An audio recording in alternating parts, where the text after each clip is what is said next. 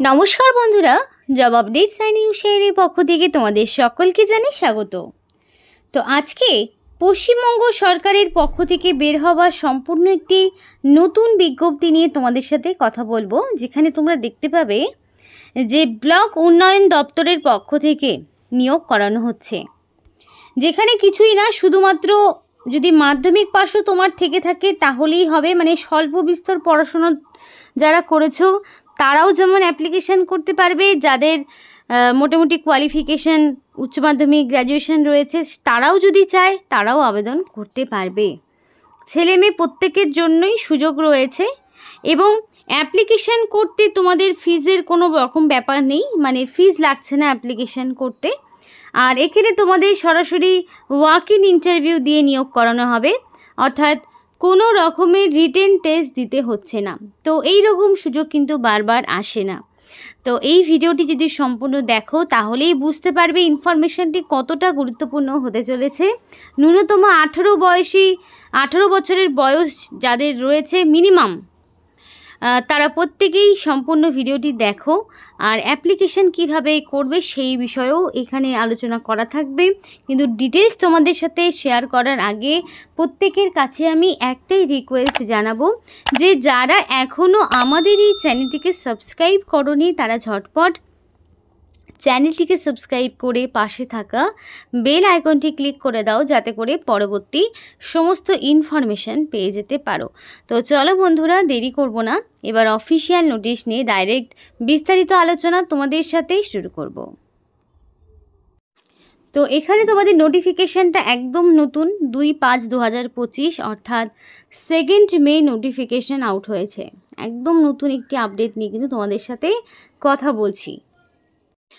নোটিফিকেশনের নাম্বারও রয়েছে 983 নোটিফিকেশনের নাম্বার, যেখানে পরিষ্কার বলা রয়েছে যে ওয়াক ইন ইন্টারভিউ দিয়ে যোগ্য প্রার্থীরা এখানে নিযুক্ত হতে পারবে।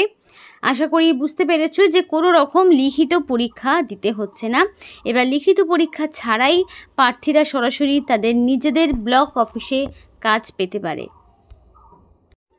এবার পরিষ্কার দেখো কি কি বলা রয়েছে, যে ক্যান্ডিডেটকে সাবমিট করতে হবে অ্যাপ্লিকেশন ফরম্যাট, যেখানে তোমাদের নাম, বাবার নাম, বিবাহিত মহিলাদের ক্ষেত্রে হাজব্যান্ডের নাম, address, educational qualification, age and date of birth on plain paper application ফরম্যাটের সঙ্গে তোমাকে বিভিন্ন ফটোকপিসগুলো ডকুমেন্টসের সেলফ অ্যাটাস্টেড করে নিতে হবে এবং ক্যান্ডিডেটকে অবশ্যই রিসেন্ট কালার পাসপোর্ট সাইজের ফটো অ্যাপ্লিকেশন ফর্মের সঙ্গে অ্যাটাচ করে দিতে হবে।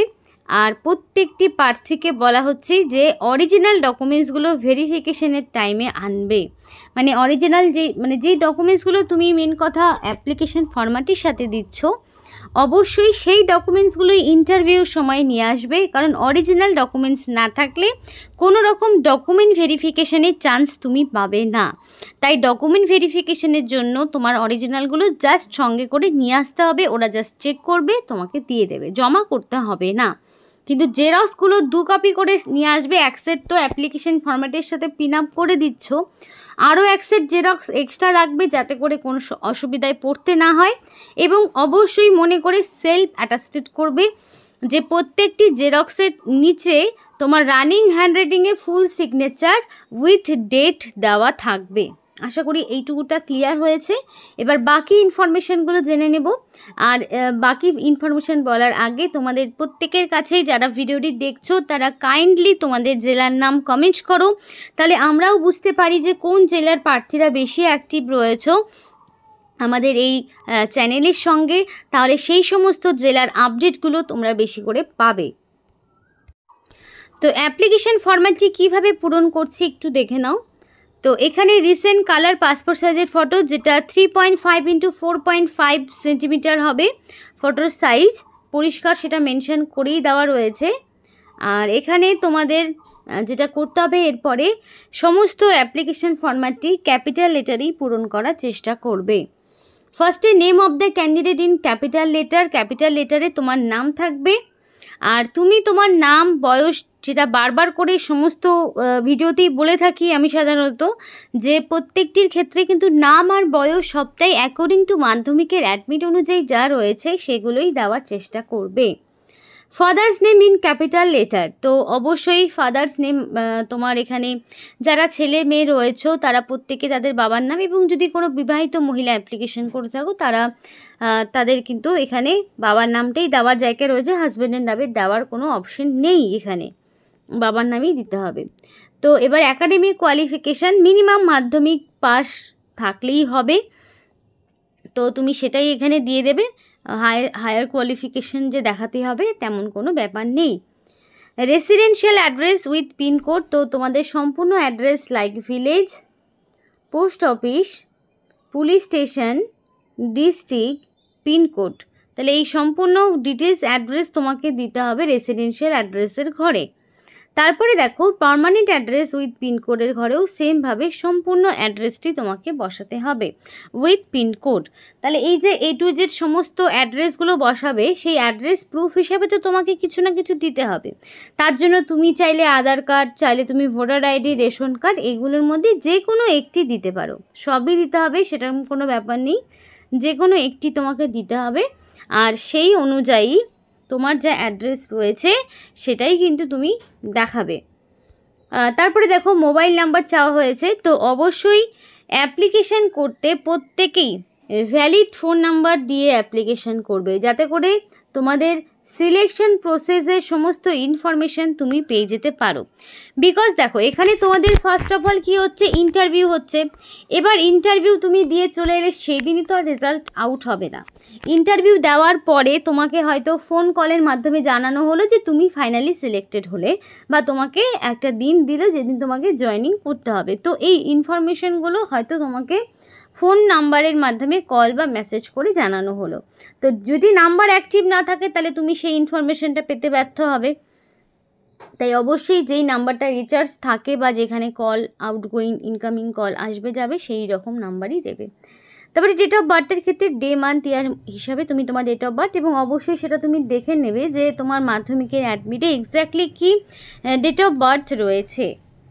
এইজ অন 31 মার্চ 2025, অর্থাৎ 31শে মার্চ অনুযায়ী এক্স্যাক্টলি তোমার কত বছর হচ্ছে সেটা তোমাকে দেখতে হবে। 31শে মার্চ অনুযায়ী কত বছর, কত মাস, কত দিন হচ্ছে সেটা তোমাকে অ্যাডমিট কার্ড অনুযায়ী দেখে নিতে হবে, করে হিসাব করে দিতে হবে।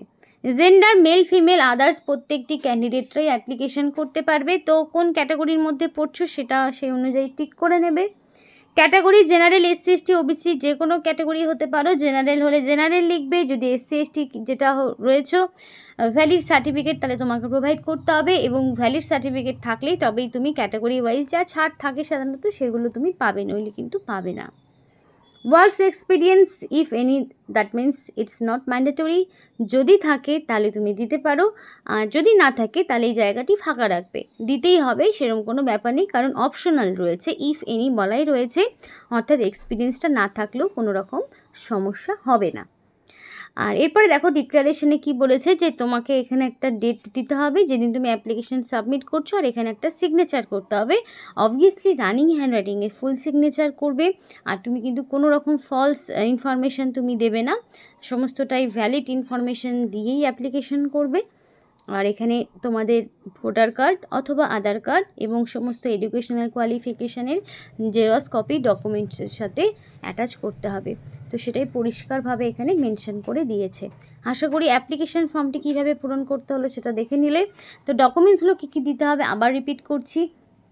মাধ্যমিকের অ্যাডমিট দিয়ে দেবে, তারপর তোমার অ্যাড্রেস প্রুফ দেবে, আধার কার্ড ভোটার কার্ডের মধ্যে যে কোনো একটি, কাস্ট সার্টিফিকেট থাকলে দিতে পারো, আর যদি তোমার না থাকে দেওয়ার প্রয়োজন নেই, জেনারেল যারা রয়েছে।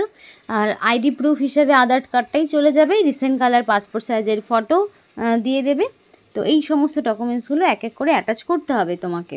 আর ফর্মটি আগে থাকবে, বাকি ডকুমেন্টসগুলো পরপর সাজানো থাকবে, অবশ্যই সেলফ অ্যাটাস্টেড করে নেবে।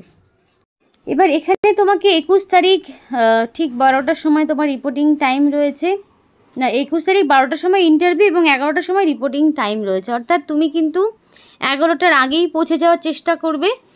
রিপোর্টিং টাইমের এক্স্যাক্টলি পরে যদি তুমি 11টা বেজে পার হয়ে যায় তাহলে কিন্তু তুমি আর সেই সুযোগ পাবে না, সুযোগ হাতছাড়া হয়ে যাবে। আর 12টার সময় থেকে তোমার ইন্টারভিউ শুরু হবে। আগে থেকে এখানে অ্যাপ্লিকেশন জমা করার কোনো ঝুট ঝামেলা নেই, সরাসরি যেদিন ইন্টারভিউ রয়েছে সেই দিনই তুমি অ্যাপ্লিকেশন ফর্মটিকে পূরণ করে নিয়ে যাবে। আর এখানে তোমার রয়েছে দেখো বয়স 21 থেকে 40 বয়স রাখা হয়েছে, 21 থেকে 40। এবার এখানে কিছু এজ রিল্যাক্সেশন থাকছে সরকারি নিয়ম মাফিক, যেমন ধরো ওবিসি প্রার্থী হলে তারা 3 বছরের ছাড় পায়, সুতরাং তারা 21 থেকে 43 বছর পর্যন্ত আবেদন করতে পারবে। আর এসসি এসটি হলে 5 বছরের ছাড় পায়, সুতরাং তারা 21 থেকে 45 পর্যন্ত অ্যাপ্লিকেশন করার সুযোগ পাচ্ছে। আশা করি এইটুকুটা ক্লিয়ার হয়েছে। তার জন্য কিন্তু ভ্যালিড সার্টিফিকেট তোমাকে দেখাতে হবে।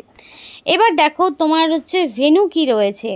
আরসিটি হল, কোর্ট কম্পাউন্ড, কাচারি রোড, পূর্ব বর্ধমান। এটা হচ্ছে তোমাদের সেই ভেন্যু, যে ভেন্যুটা তোমাকে যেতে হবে 21 তারিখে ঠিক 11টার আগে। আশা করি ভেন্যুটা তোমরা বুঝতে পেরেছো, একটু পারলে ভিডিও পজ করে দেখে নিতে পারো।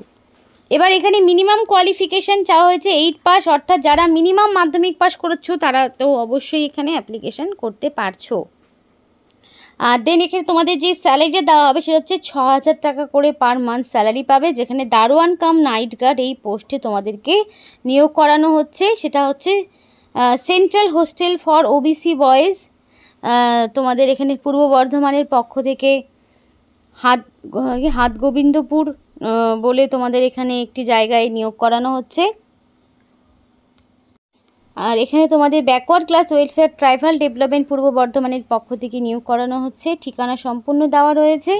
তো যদি কারোর কোয়ালিফিকেশান থাকে, যদি কেউ চাও অ্যাপ্লিকেশান করতে পারো। তো এই ছিল আজকে সম্পূর্ণ ভিডিও। ভালো লাগলে অবশ্যই লাইক এবং চ্যানেলটিকে সাবস্ক্রাইব করে আমাদের সাপোর্ট করো, আমাদের সাথে থেকো, পাশে থেকো। আর ভিডিওটি সম্পূর্ণ দেখার জন্য তোমাদের সকলকে জানাই অসংখ্য ধন্যবাদ।